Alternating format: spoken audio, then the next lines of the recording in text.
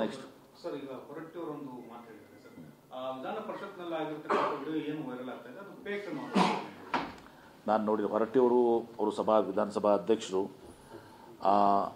ಅವರು ಹೇಳಿದ್ದಾರೆ ಅಂದರೆ ಅದಕ್ಕೆ ನಾನು ಅದ್ರ ಬಗ್ಗೆ ನಾನು ಕಮೆಂಟ್ ಮಾಡಲಿಕ್ಕೆ ಬಯಸೋದಲ್ಲ. ಯಾಕಂದರೆ ವಿಧಾನಸಭಾ ಅಧ್ಯಕ್ಷರು ಹೇಳಿದ ಮೇಲೆ ಹಿ ಈಸ್ ದ ಕಸ್ಟೋಡಿಯನ್. ಅವ್ರು ಹೇಳಿದ ಮೇಲೆ ಅದ್ರ ಬಗ್ಗೆ ನಾನು ಕಮೆಂಟ್ ಮಾಡಲಿಕ್ಕೆ ಹೋಗೋದಲ್ಲ. ಆದರೆ ಒಂದು ಸತ್ಯ ಇವತ್ತು ದಿವಸ ಇವತ್ತು ಯಾರೂ ಒಬ್ಬರು ಹೆಣ್ಮಗಳು ಇವತ್ತು ಏನು ಬಿ ಜೆ ಪಿಯವರು ದೇಶಭಕ್ತಿ ಬಗ್ಗೆ, ನಮ್ಮ ದೇಶದ ಸಂಸ್ಕೃತಿ ಬಗ್ಗೆ, ಇತಿಹಾಸ ಬಗ್ಗೆ ಎಲ್ಲವನ್ನು ಮಾತನಾಡ್ತಾರೆ. ಈ ಒಂದು ಪದ ಏನು ಪ್ರಯೋಗ ಮಾಡಿದ್ದಾರೆ ಸಿ ಟಿ ರವಿಯವರು, ಆ ಪದ ಬಹುಶಃ ಯಾವ ಹೆಣ್ಮಗಳು ಕೂಡ ಇವತ್ತಿನ ದಿವಸ ಅವರು ಸೃಷ್ಟಿ ಮಾಡ್ಕೊಂಡು ಹೇಳುವಂಥ ಪದ ಅಲ್ಲ ಅದು. ನನಗೆ ಹಿಂಗೆ ಅಂದಿದ್ದಾರೆ ಅಂತ ಯಾವ ಹೆಣ್ಮಗಳು ಕೂಡ ಅನ್ನಲಿಕ್ಕೆ ಸಾಧ್ಯ ಇಲ್ಲ. ಸೃಷ್ಟಿ ಮಾಡ್ಕೊಂಡು ಯಾರಾದರೂ ನನಗೆ ಹಿಂಗೆ ಅಂದಿದ್ದಾರೆ, ಆ ಪದ ಅಂದಿದ್ದಾರೆ ಅಂತ ಯಾರಾದರೂ ಹೇಳೋಕ್ಕೆ ಸಾಧ್ಯ ಇದೆಯಾ? ನೀವು ವಿಚಾರ ಮಾಡಿ, ಸಾಧ್ಯ ಇದೆಯಾ ಆ ಪದ ಉಪಯೋಗಿಸ್ಲಿಕ್ಕೆ? ಯಾರಾದರೂ ಈ ರೀತಿ ಷಡ್ಯಂತ್ರ ಮಾಡಬೇಕಾಗಿದ್ದರೆ ಈ ಪದ ನನಗೆ ಬಯಸಿದ್ದಾರೆ ಅಂತ ಹೇಳ್ಕೊಂಡು ಯಾವ ಹೆಣ್ಮಗಳು ದಿವಸ ಮಾಡಲಿಕ್ಕೆ ಸಾಧ್ಯ ಇದೆ? ತಾವು ಕುಲಂಕಷವಾಗಿ ವಿಚಾರ ಮಾಡಿ, ಸಾಧ್ಯ ಇದೆಯಾ ಅದನ್ನು?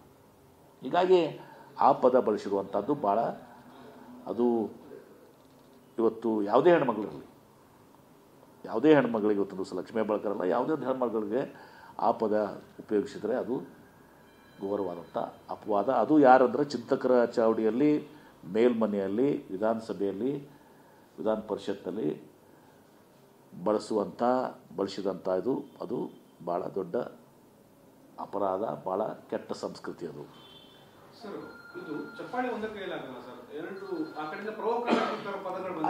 ಆಯಿತು ಪ್ರವೋಕ್ ಮಾಡಿದಾರಂತೂ ತಿಳ್ಕೊಳ್ಳಿ,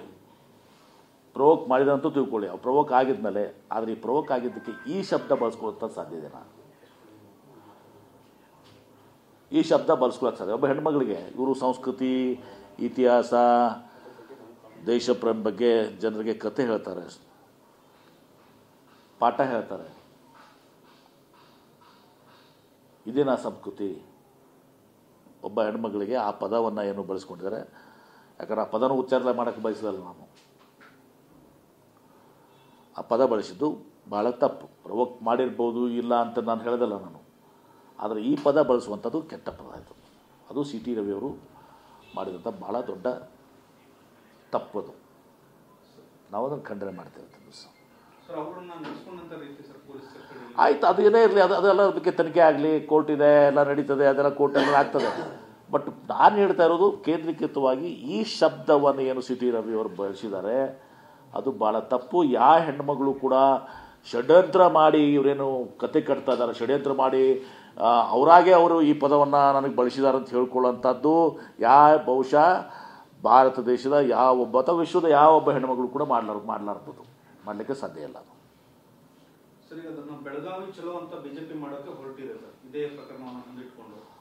ಅಯ್ಯೋ, ಮತ್ತೇನು ತೋರಿಸ್ತದೆ ಇವ್ರ ಬಂಡವಾಳ ಇದೇನಲ್ಲ,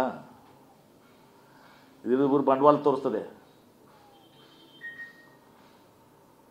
ಜನ ಇದನ್ನು ಯಾರೂ ಇದು ಮಾಡೋದಿಲ್ಲ. Thank you.